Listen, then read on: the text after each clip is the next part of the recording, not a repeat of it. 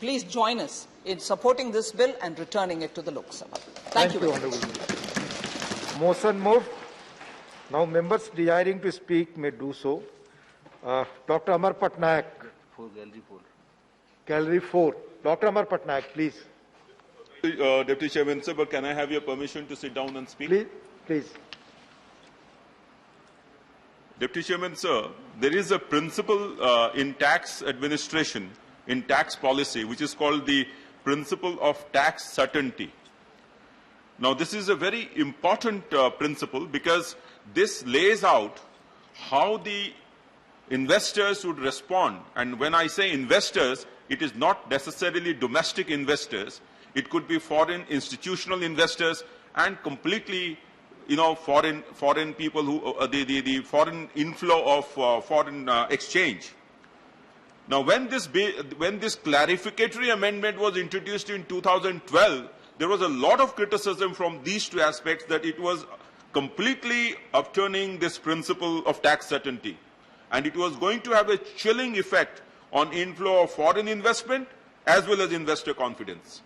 And lo and behold, it did happen that there were 17 cases, and currently there are 2 arbitration binding orders on the Government of India. I think, therefore, that the decision by the Honorable Finance Minister to bring in this particular amendment was extremely timely, and it was necessary in order to give a signal to the investors, particularly in this time when we want foreign investment to come for our infrastructure, when we want domestic investors also to have confidence that they would not be taxed retrospectively.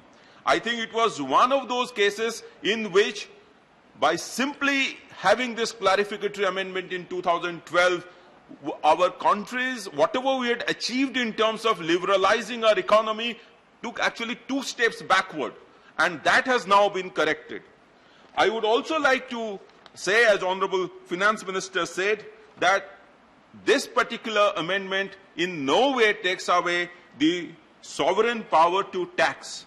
And I like this particular statement which she made, that by bringing in this amendment, we retain the right to actually tax instead of somebody else telling us in a foreign domestic court that you please bring in this, this particular thing is not in order. The settlement of the Vodafone and the Keynes cases, they are large. They impact the way the foreign investor would look at India.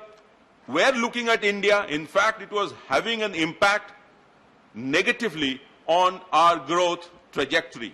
By bringing in this amendment, it is not a small case of a small amendment. In fact, it is a large amendment to give confidence that India is moving ahead, the economy is moving ahead, we are poised to move forward and invite foreign investment to come to us and invest in our various infrastructure projects that the government has thought of.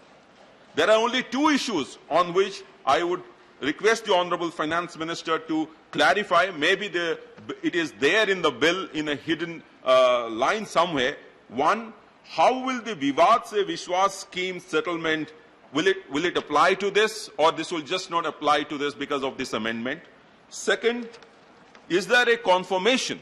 I know there should be a lot of goodwill from these 2 binding cases, but is there a confirmation from them that they would not pursue the arbitration cases separately, considering the fact that we have shown our goodwill, we have shown our motive, and we have shown our intention? With the above, I support this amendment completely, and it's a great day for our tax regime in this country, tax ecosystem in our country. Thank you so much, sir. Dhanyavad, Dr. Amar Patnaik ji. Sri T.K.S. Ellen Goan. Sri T.K.S. Ellen Goan. Not present. Honorable Sri A. Navneet Krishnan ji. Thank you, Honorable Deputy Chairman.